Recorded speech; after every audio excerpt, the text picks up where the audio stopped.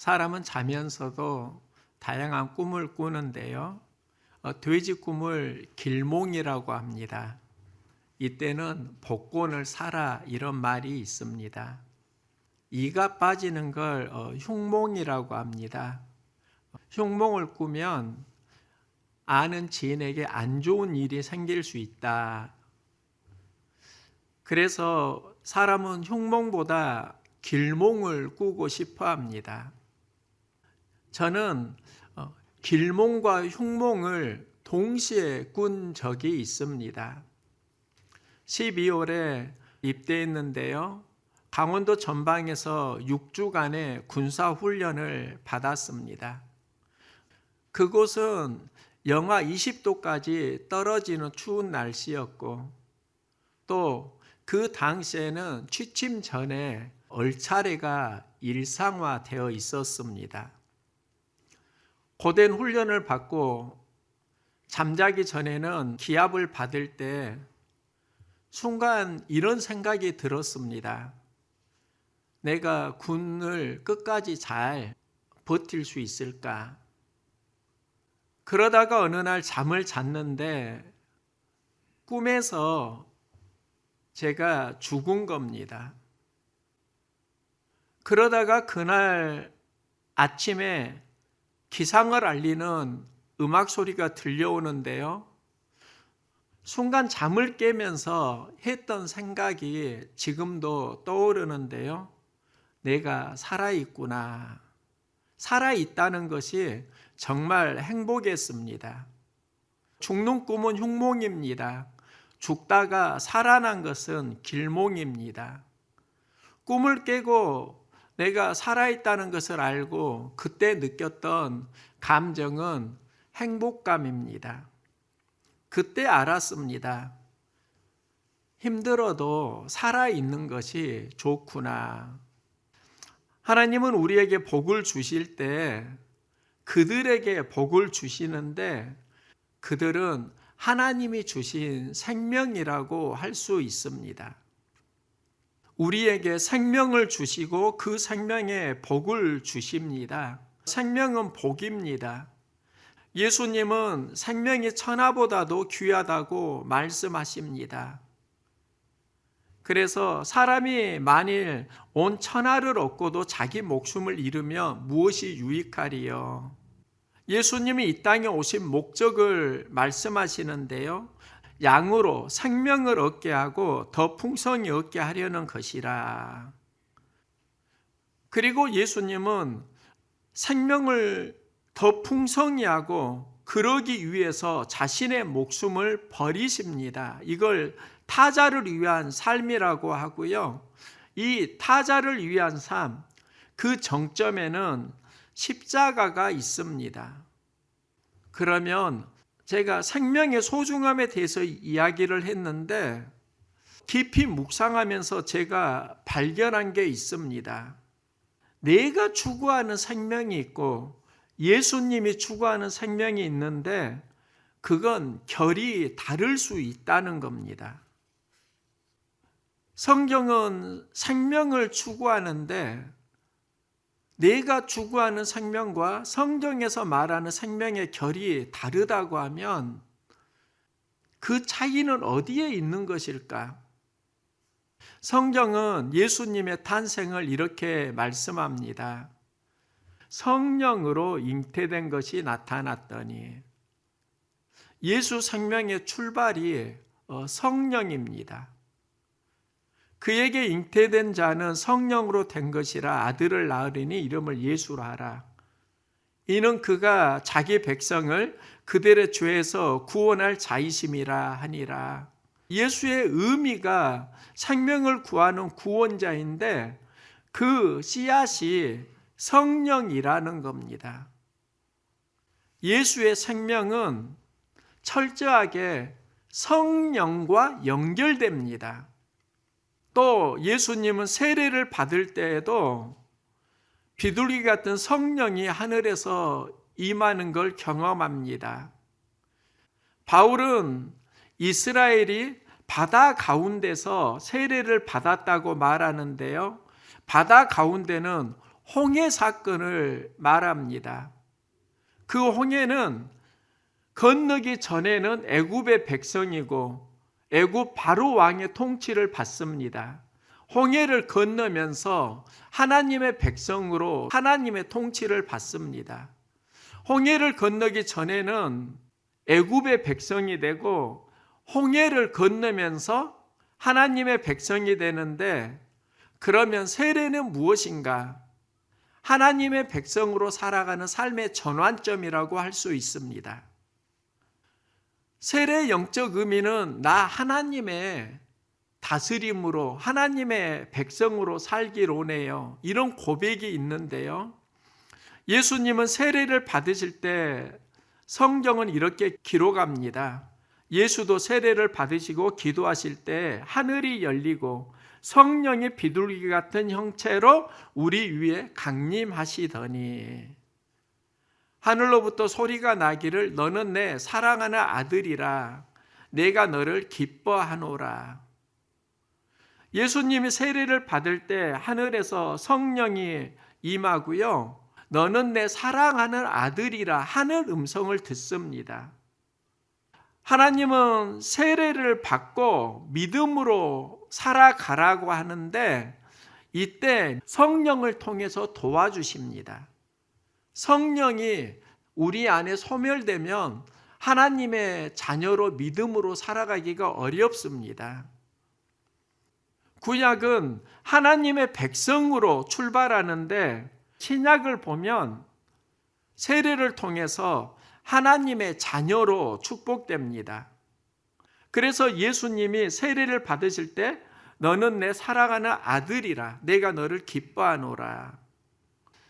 예수님은 하나님 아들로 살아가기 위해서 40일 금식 기도를 하시는데요, 하나님 자녀가 어떻게 살아야 하는지를 40일 금식 기도를 통해서 우리에게 보여주십니다. 성경을 보면은 예수께서 성령의 충만함을 입어 요단강에서 돌아오사 광야에서 40일 동안 성령에게 이끌리어 마귀에게 시험을 받으시더라. 예수님은 마귀의 시험을 말씀으로 이기십니다. 우리가 이 세상을 살아가면서 수많은 시험을 경험하는데 그 시험을 이기는 힘은 말씀이라는 걸 우리에게 분명하게 보여주시는 겁니다. 복음을 전하실 때도 예수님의 처음 메시지가 주의 성령이 내게 임하셨으니 가난한 자에게 복음을 전하게 하시려고, 예수님이 복음을 전하셨는데 이 복음을 전할 수 있는 출발이 무엇인가? 그것도 바로 성령이 나에게 임했다는 겁니다.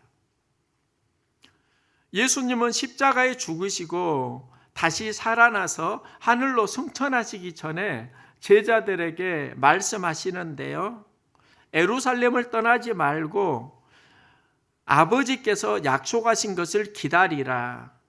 몇 날이 못 되어 성령으로 세례를 받으리라. 예수님의 약속하신 것 성령이고요, 그 다음에 복음을 전하는 부활의 증인을 어떻게 살 수 있는가? 오직 성령이 너희에게 임하시면 너희가 권능을 받고 예루살렘과 온 유대와 사마리아와 땅끝까지 이르러 내 증인이 되리라 말씀합니다. 사도행전 1장 8절은 제가 청년 시절에 암송했던 구절입니다.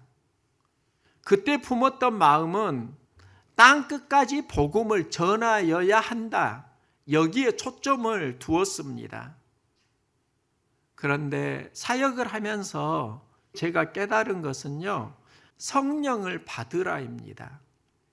성령을 받아야 복음을 땅끝까지 전할 수 있는 힘을 얻습니다. 성령을 받아야 전도할 수 있다는 겁니다. 예수님의 전 생애를 보면 성령이 있습니다. 이 성령을 한마디로 생명의 영이다 이렇게 말합니다. 그런데요, 마귀는 우리에게 사망을 준다, 이런 생각으로 살아왔는데 제가 말씀을 묵상하면서 보니까 마귀가 주는 생명도 있더라고요. 예수님이 주시는 생명과 마귀가 주는 생명은 결이 다르더라고요. 예수님 40일 금식 기도하실 때 두 가지 생명이 등장합니다. 하나는 마귀가 주는 생명이고 다른 하나는 하나님께서 주시는 생명입니다. 예수님은 40일 금식 기도할 때 이제 굶주리 있었습니다. 그때 마귀는 돌로 떡을 만들어 굶주림을 면하라고 합니다. 그러면 떡은 무엇을 말하는가? 영적으로 마귀가 주는 육의 양식이라고 할 수 있습니다. 예수님은 그 유혹을 거절하고 말씀으로 살겠다고 하십니다. 말씀도 양식인데 영의 양식입니다. 그러니까 마귀는 육의 양식만 먹고 영의 양식은 먹지 마, 이 말을 하는 것이고, 예수님께서는 육의 양식으로만 살지는 않겠다, 하나님 말씀으로 살 것이니라. 진짜 생명은 육의 양식으로만 사는 데서 풍성해지는 게 아니라 영의 양식을 함께 취해야 한다는 겁니다.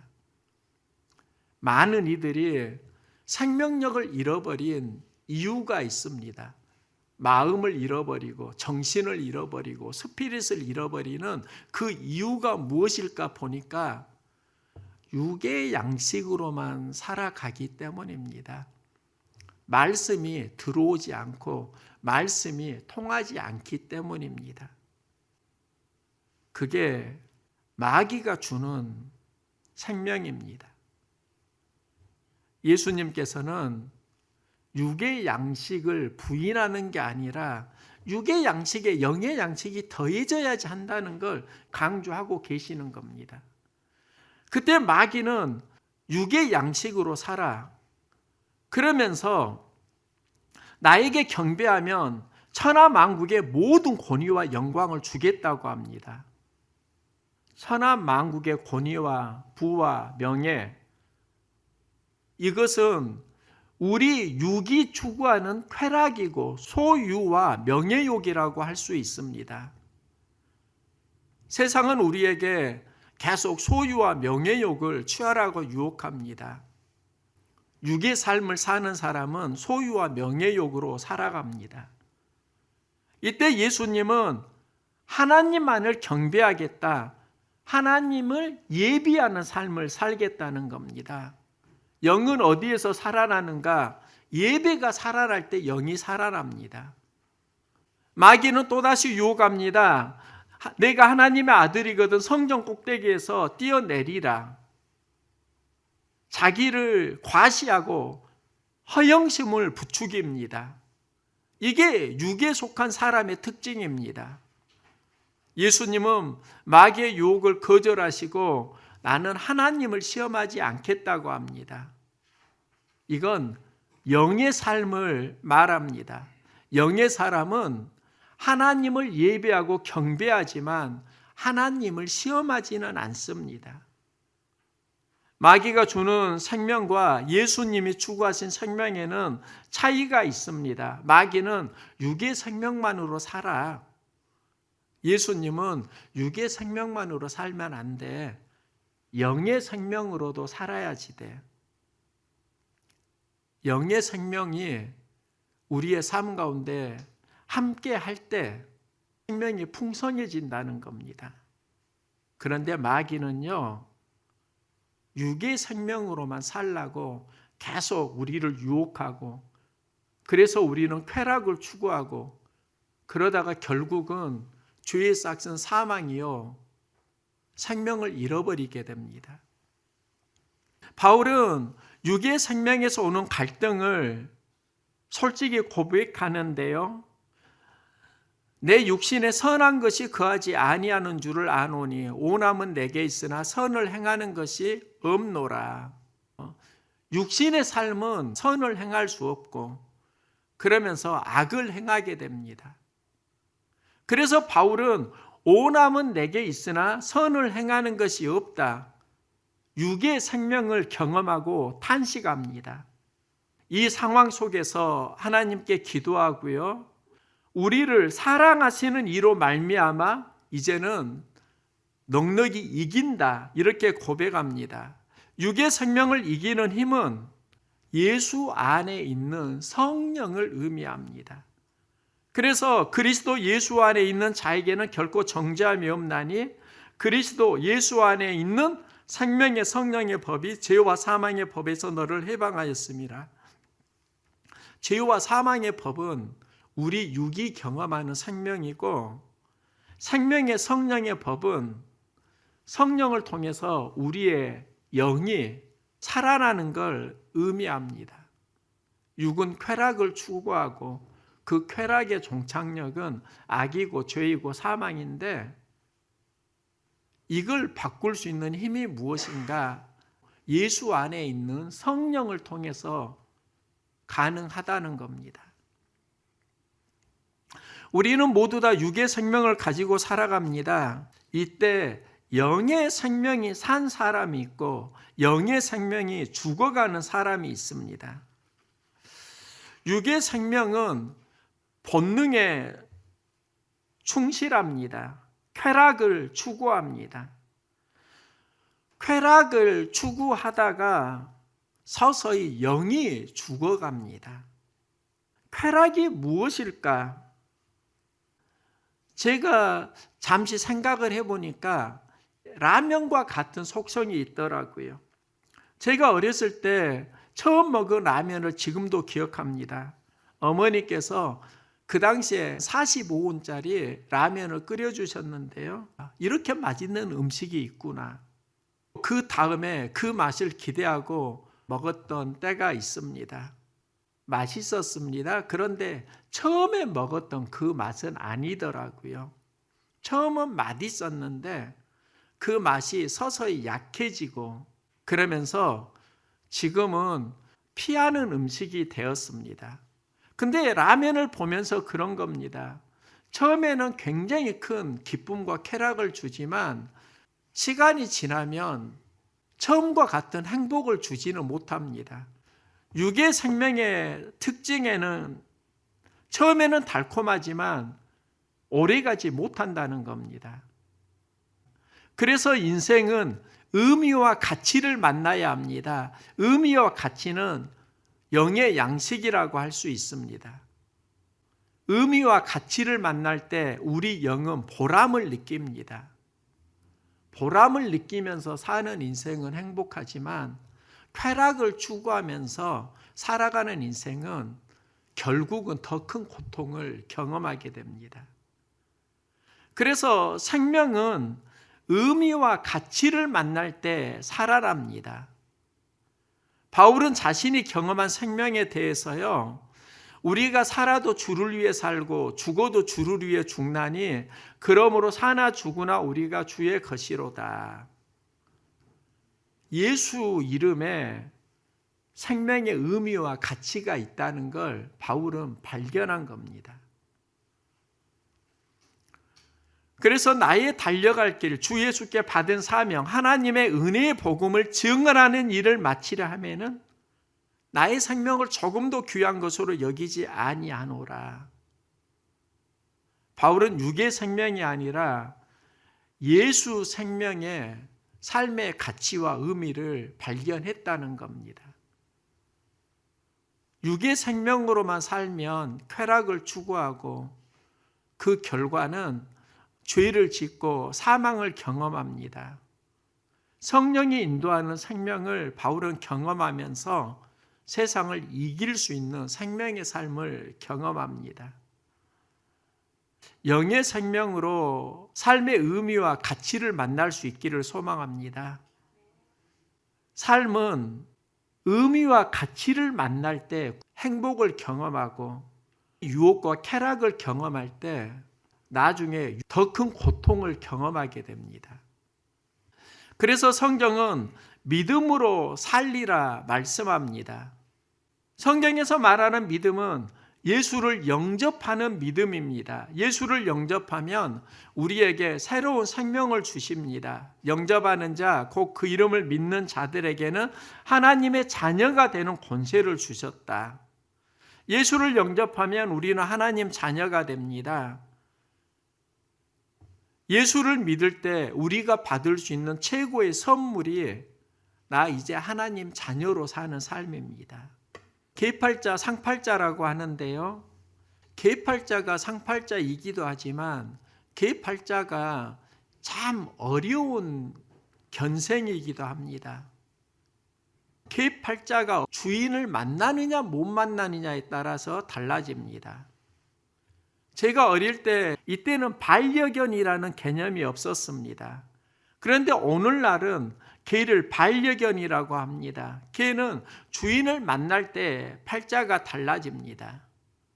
그런데 주인을 만나지 못하면 그는 유기견이 되고 유기견 보호소에서 시간이 지나면 안락사를 당합니다. 이걸 죄와 사망이라고 할 수 있습니다. 우리 인생은 유기견과 같이 죄와 사망으로 죽어갈 죄인입니다. 예수를 믿으면 산다는 것은 하나님이 우리의 신앙 고백을 들으시고 하나님의 자녀로 입양했다는 걸 의미합니다. 그래서 예수님은 기도하실 때 하나님을 아바 아버지라고 부릅니다. 아바 아버지요. 아버지께서는 모든 것이 가능합니다. 예수님의 기도는 자녀로 드리는 기도입니다. 누가복음 15장은 존재의 힘의 관점으로 돌아온 탕자 이야기를 해석할 수 있는데요. 어느 날 둘째 아들이 아버지에게 말합니다. 아버지여, 재산 중에서 내게 돌아올 분깃을 주소서. 유산을 나에게 달라고 합니다. 그 유산을 가지고 아버지 품을 떠납니다. 이때 그가 추구하는 것은 자신이 원하는 삶이고 먼 나라로 갑니다. 먼 나라는 아버지와 멀어졌다는 걸 의미합니다. 아버지와 멀어지니까 그는 자신이 원하는 삶을 추구하게 되고 여기에서 만나는 인생의 특징이 허랑방탕입니다. 허랑방탕했다는 건 육의 생명을 추구했다는 겁니다. 그는 가진 모든 것을 잃게 되고 아버지의 가치를 다시 깨닫습니다. 그리고 고백합니다. 이제는 일어나서 아버지께로 돌아가리라. 허랑방탕하다가 모든 것을 잃어버리고 육의 생명까지 죽게 될 때 회복한 것이 무엇인가? 내가 아버지의 아들이라는 겁니다. 성경은 아버지의 마음을 이렇게 알려줍니다.